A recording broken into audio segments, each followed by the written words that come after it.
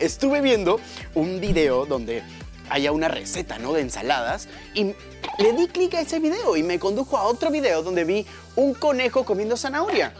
Luego le di clic a ese mismo video y me condujo a otro video de donde veo cómo se elaboraba un jugo de alfalfa, creo que era, ¿no? Sí, a ver, era de alfalfa, sí, era de alfalfa. Y luego me condujo a otro video donde vi un comentario que decía: no tengas plantas en tu cuarto y mucho menos cerca de tu cama, porque las plantas producen CO2 por las noches.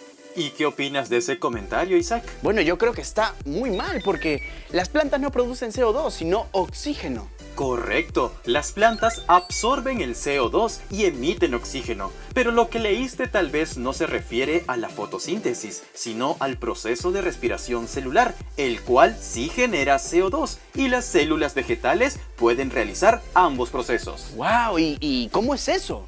Atento al siguiente video, Isaac. El proceso de la fotosíntesis cuenta con dos fases, la fase luminosa y la fase oscura, o también llamado ciclo de Calvin.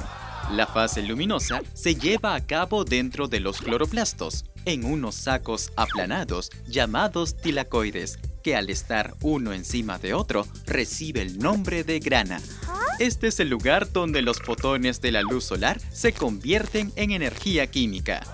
Recuerda que la energía no se crea ni se destruye, solo se transforma, y en la fase luminosa la energía del Sol será usada para formar dos compuestos importantes, el NADPH de poder reductor y el ATP como moneda energética, además de generarse oxígeno. Este proceso inicia cuando la clorofila absorbe luz y esta energía rompe una molécula de agua, obteniéndose protones de hidrógeno y oxígeno.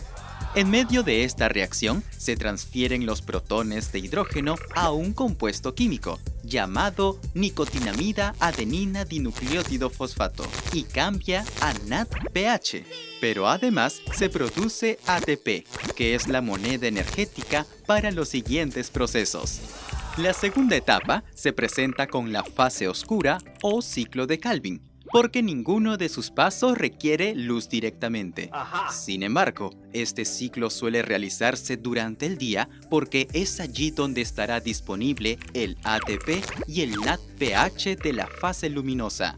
Aquí es donde se generan los azúcares y consta de tres etapas: la fijación del carbono, la reducción y la regeneración del aceptor de dióxido de carbono.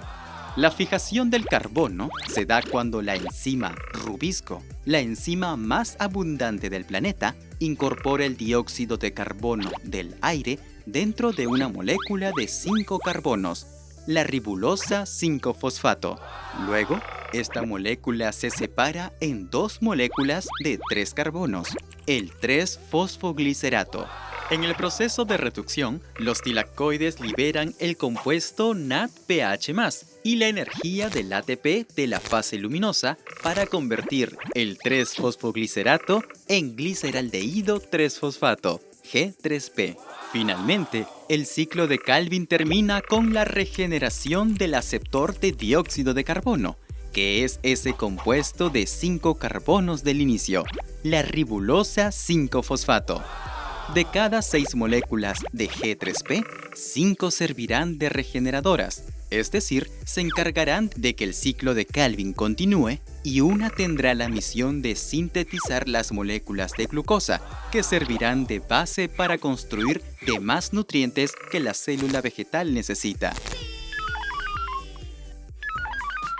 Saturno, las plantas nunca descansan, ¿no? Isaac, si lo ves desde ese punto de vista, tus pulmones, tu cerebro o tu corazón tampoco tienen vacaciones, ni siquiera cuando duermes profundamente. Tienes mucha razón, Saturno, pero ¿sabes qué es lo mejor? Que ya me explicaste el proceso de la fotosíntesis, que se divide en dos fases, luminosa y oscura. En la luminosa, las células vegetales atraen muchos fotones de luz y luego producen dioxígeno y NADPH, que significa... ¿Verdad? Acá lo tengo. ¿Qué significa? A ver, ya. Nicotinamida adenina dinucleótido fosfato. Bien, y luego sigue la fase oscura, en la que se da el proceso carboxilativo, reductivo y regenerativo, donde la planta crea sus propios nutrientes para su alimentación. ¡Qué interesante! Todo lo que he aprendido de luminosa y oscura y todo el proceso. Isaac, ahora hay un nuevo mensaje de video de la profesora. Sí, claro, vamos a verlo. Isaac, quedó pendiente tu pregunta sobre las plantas que no debían estar en tu cuarto. La fotorrespiración es un proceso que libera dióxido de carbono cuando hace mucho calor o hay poca humedad. En esos casos, los estomas de la hoja se cierran y el dióxido de carbono comienza a disminuir en la hoja. La rubisco cambia entonces de sustrato y en vez de añadir dióxido de carbono, agrega oxígeno al ciclo de Calvin. Como resultado, una molécula de 2 carbonos sale del cloroplasto, donde es oxidada por la mitocondria y se genera dióxido de carbono, como en la respiración de los humanos, y no se genera ATP. El ATP se consume. Este proceso parece ser un vestigio evolutivo de cuando había más dióxido de carbono que oxígeno en nuestra atmósfera. La fotorrespiración es un proceso ineficiente, sobre todo para la agricultura, porque en muchas plantas de cultivo se pierde hasta el 50% de carbono que es fijado en el ciclo de Calvin. Ah, entonces se pierde hasta la mitad del carbono que se fija en la fotosíntesis. Solo en algunas plantas, Isaac. Si pudiera reducirse este proceso, la producción en algunos vegetales de consumo aumentaría. Bueno, sí, pero entonces, ¿cómo se podría arreglar ese problema? Porque el que lo logre incrementaría la producción de alimentos. ¿Tú sabes cómo, Isaac? ¿De qué forma encontramos la respuesta a un problema de investigación? ¿Verdad? La investigación científica. Entonces voy a ser un biólogo de grande. Ya estoy en proceso, ya. Paciencia, Isaac, paciencia. ¿Te la sabes? Fue un químico y catedrático estadounidense. Investigó la asimilación del dióxido de carbono por medio de las plantas. Ganó el Premio Nobel de Química en 1961.